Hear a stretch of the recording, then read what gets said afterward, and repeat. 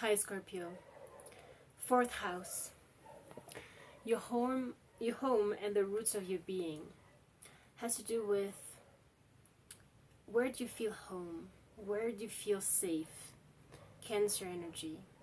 Where do you feel emotionally secure? This could have to do with wounds from the past, from your childhood. And here, with the 8th house, this transformational area of your life is about shared resources and intense emotions. It has to do here with a particular relationship, but especially relationship with yourself. We are in Libra season. We're approaching this full moon in Aries and then the eclipse season. And soon entering your season, Scorpio. So we are, this month of October, November, is very transformational. We are diving deep. Pluto just is going direct here. And that retrieves deep emotions, deep fears, and brings them out to the surface.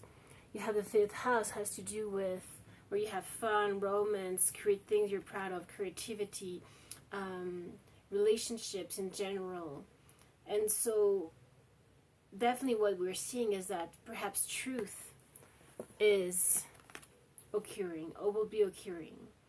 With this full moon in Aries this weekend, we have to be careful to really step into a higher state where we can not fall into, the drowning of those emotions, of those wounds. The emotional loss is coming through here. And so when we start to see the truth of our own, emotional weight and issues, we need to rise from that. We need to thank whatever challenges, triggers come up to the surface for us to look at who we are, the truth of who we are. We all have shadows, we all have darknesses, but we also all have light. And so, and in that moment, you can choose to get into the 3rd eye chakra, in the crown chakra, the awareness, to see all of this from a perspective that is more detached, like a movie. Like all this is happening, yes, it is real, but it's not permanent. There's another reality, more profound, that is your soul's reality. That is who you truly are, actually. When you were born, going back to when you were a kid, there was more purity. And so there wasn't all the accumulated experiences, traumas, experiences that perhaps they're still lingering within you. We have here someone trapped in fear and being your own self-imprisonment, being 8 of sword energy here. And so here what we're seeing is that there's a need to balance. You have contract. Again, Libra energy, angel of balance. This is confirmed twice. Where when you find this balance between your shadow and the light, then you're able to recognize your own power, your own sun within you, the illumination within you. And that brings you appreciation, that brings you abundance, the door to values, your own value. And getting to that point where you are aware of your own value. You don't need other people being appreciated, their feedback, to feel your own value, your own independence. And getting into this woman in Aries, it has to do with our own individuality, our own independence. You have abundance, blossoming abundance here. Once you get to the bottom, once you get to your truth, and then that will accelerate the motion. Then you'll be able to take action here upon what is it that you truly want, right? Because once you have a solid foundation, emotional foundation, be of your spirit, lay your solid foundation, that is not with anyone else, it's within you, with your own self. And that will enable you to get into healthy relationships, growing relationships, but also bring abundance upon your life. Be able to create the financial, stability that you're striving for.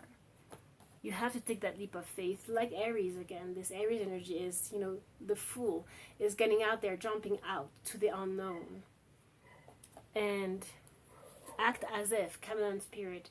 You know, in the beginning, when we are used to who we were, we need to start acting like if, you know, like a new person. And that's how, slowly but surely, every single day, we rewire our brain, we rewire our who we thought we were starts to dissolve. And with the eclipse, you know, that brings huge changes, especially internal changes that then transpire in the outside world. Now, what is truly important is that from that Eight of Swords we saw before, mental conflict, we need to think on our feet. We need to ground the thought down to the earth, reconnect to that deeper place, like we talked about before. And not just live in the pink Bubby fairy, right? Where everything is, you know, the pink colored glasses. Where no, now we get into the truth, the reality of what is. Finding the alchemy within you. Number 66 could be very significant for some of you. Scorpio, getting into the tarot. Yeah, Eight of Cups showing up. Walking away from all that emotional sliminess.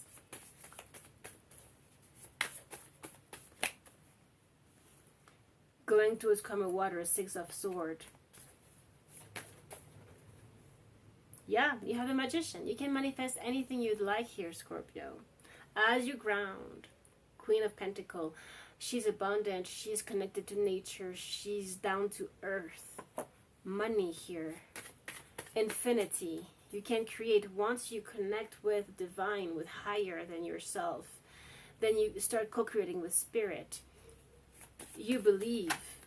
You believe. You act as if. Page of Wands. Following your heart's desire, your passion, this what brings a spark into your heart, you know, joy, creativity here. The Tower. Something unexpected happening that is going to push you. It's going to be happening for you, not against you. So that you can move forward here and not stay stagnant or stuck in your current situation. And again, this happens internally first. Scorpio. You have the King of Pentacles. So we have the Queen and the King. I did see a soulmate energy, a strong power couple coming through in the spread here today. Queen of Pentacles.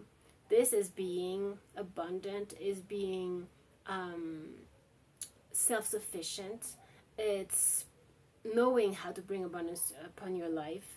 And that happens when you get into those calmer waters. The swords, the mental swords, are number 6 here, the alchemy. Remember, 66, 666? This has to do with getting into more simplicity, tranquility, internally. Following your dreams, your star, healing. And having patience. You have here the Seven of Pentacles. You're planting the seeds right now. We are all planting the seeds. We still have a lot of planets in retrograde for a few months. But it's also time to take action, but especially have confidence within yourself. We have a Queen of Wands here, fire energy.